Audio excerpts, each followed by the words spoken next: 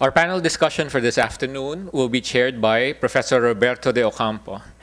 Professor de Ocampo is currently a member of the AIM Board of Trustees and Executive Director of the AIM Governor Jose B. Fernandez Jr. Center for Banking and Finance. He is also a partner and director of the Centennial Group. He was former president of AIM and former Secretary of Finance. May I now call on Professor de Ocampo.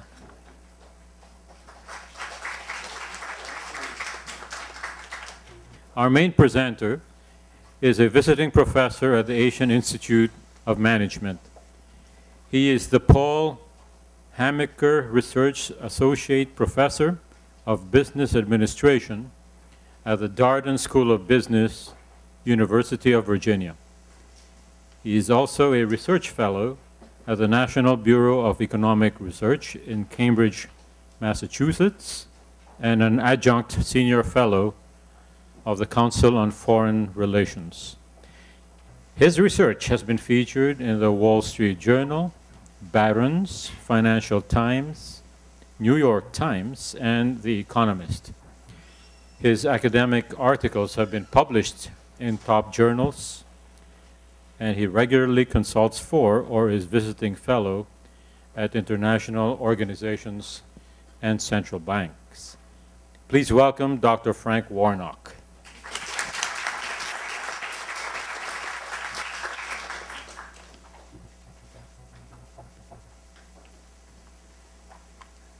All right. Thank you, Professor Ocampo. And thank you as well to DJ for inviting Veronica and me to come and visit at AIM, and to Vicky, where's Vicky? And to Vicky Liquanan and Erwin for probably doing most of the hard work to make this visit possible, and I really appreciate their efforts. Okay, so this talk, so currency wars, capital flows, and emerging market consequences. It is a controversial topic. The way I come at it is from my research. And my research, when I start a research project, I don't have an answer in mind. I don't have a particular view in mind. I try to, I guess a feature of all of my research is try to let the data speak for itself. That said, in a talk like this, what I do is take what I learned from my research to inform a point of view that I form that you'll see as the talk evolves. So it's research based, but then you'll see there are clearly some of my own views in here. It's to make clear, some of this is based on very preliminary work that I'm doing with Kristin Forbes of MIT Sloan, a paper called Capital Flow Waves, Surges, Stops, Flight, and Retrenchment.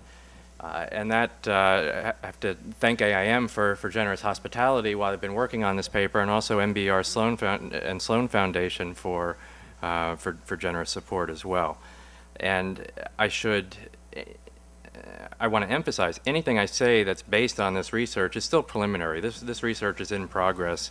My guess is we'll finalize it in January. So some of the conclusions are clearly preliminary.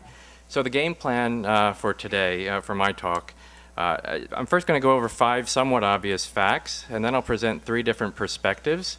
One, the U.S. perspective, one, China's perspective, then the view from emerging markets.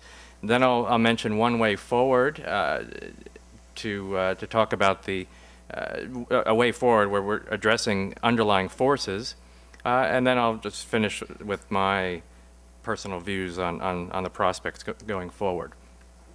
So to set the scene, so why does everybody get so excited about currency wars and capital flows and issues related to these things? First, it's useful to think about 5 obvious facts. First one is that China has had an enormous current account surplus for a number of years, and the mirror image of that pretty much is the U.S. enormous current account deficit. There was talk about this back in, say, 2005, 2006, but people didn't get all that excited about it. The global economy was moving along quite nicely, and when you have strong growth, it smooths over a lot of differences, let's say. But more recently, this has been the subject of a lot of discussion, this very picture. So the large U.S. trade deficit, the large Chinese trade surplus. An obvious fact number 2 is that China manages its currency. This is vis-a-vis the U.S. dollar. This is a fact. They do this in part through accumulating massive reserves. And if you look at the exchange rate, which is on the right panel here, it moves when they allow it to move. So by definition, they're managing it.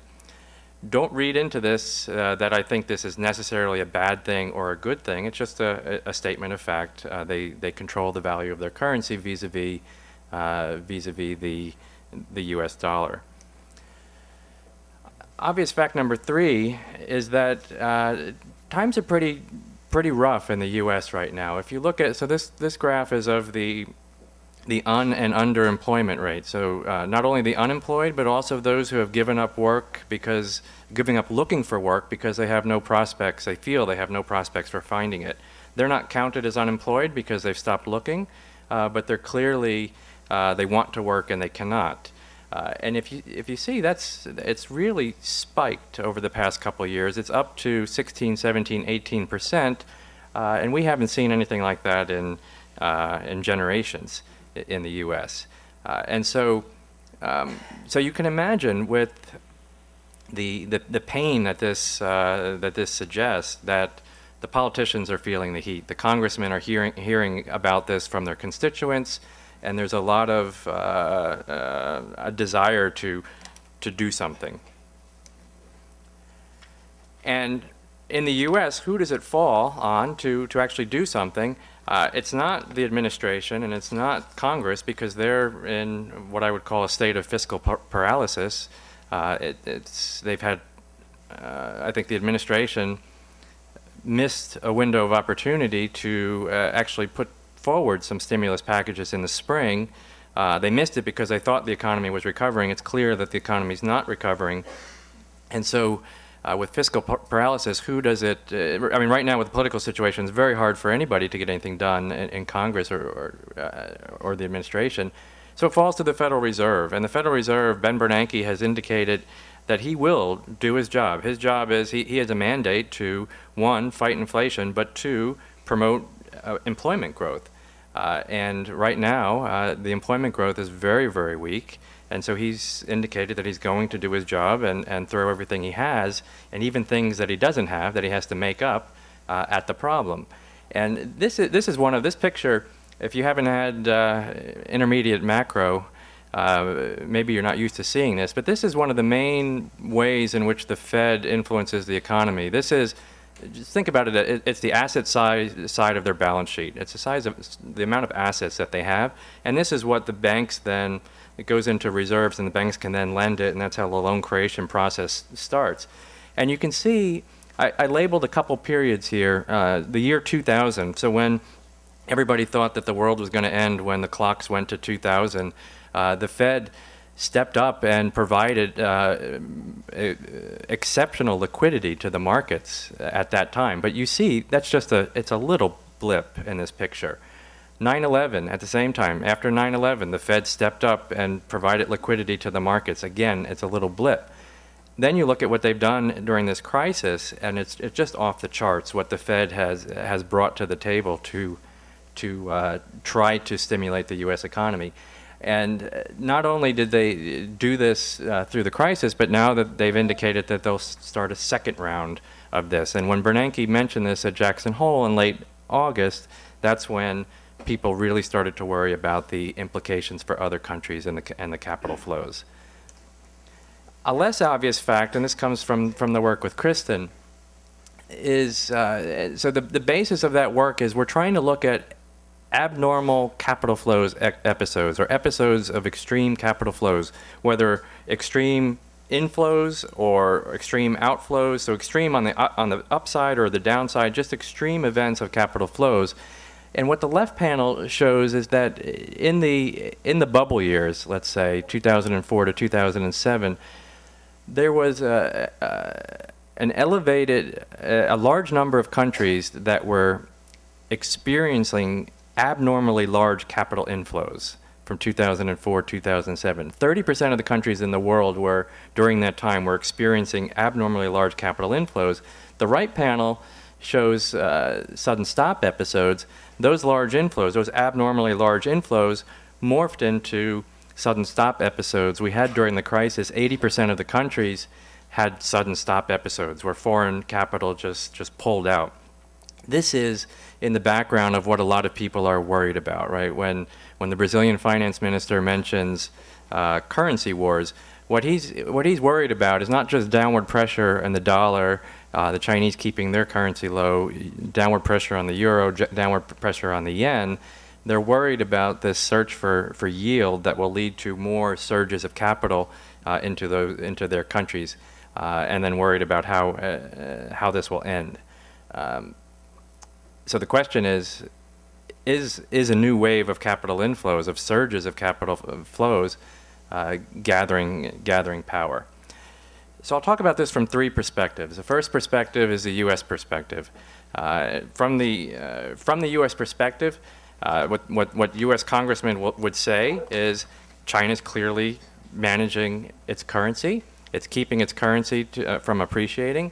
It does this precisely to enable its export sector to flourish, and this is going to be, by definition, at the expense of some other countries. And in doing so, this fosters global imbalances.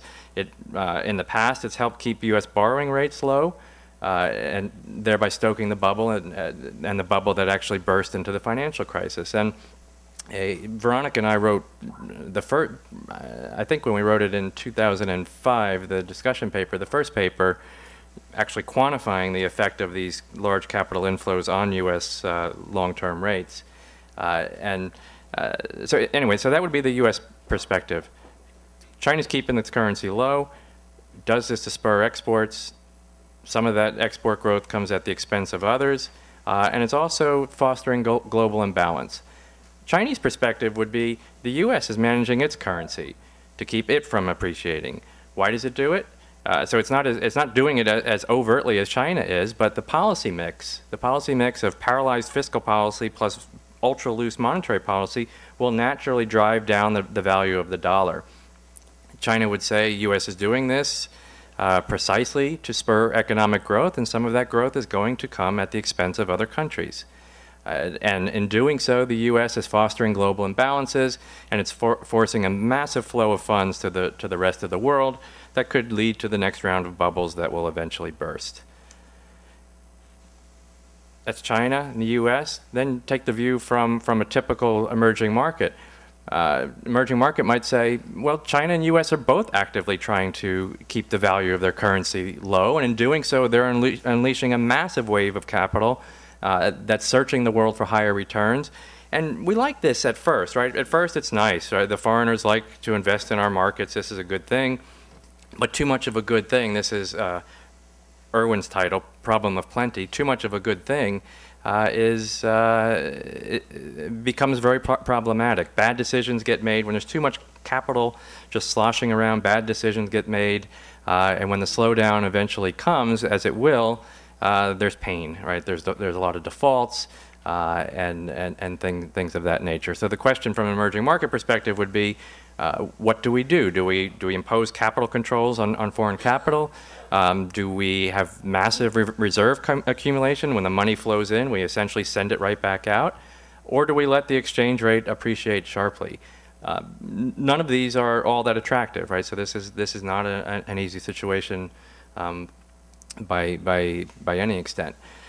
To continue on the views from an emerging markets perspective, there's a lot of, I don't want to, well, I should choose my words carefully here, but so some of the work on capital flows, so let's take a step back. It's exceedingly difficult to work on capital flows because the data is of poor quality, it's hard to understand, and so I understand how difficult it is, so if I ever criticize anybody's research, it's probably that they have flawed data. And an example of flawed data in the current Global Financial Stability Report by the IMF, It highlights herding and trend-following behavior on the part of global investors.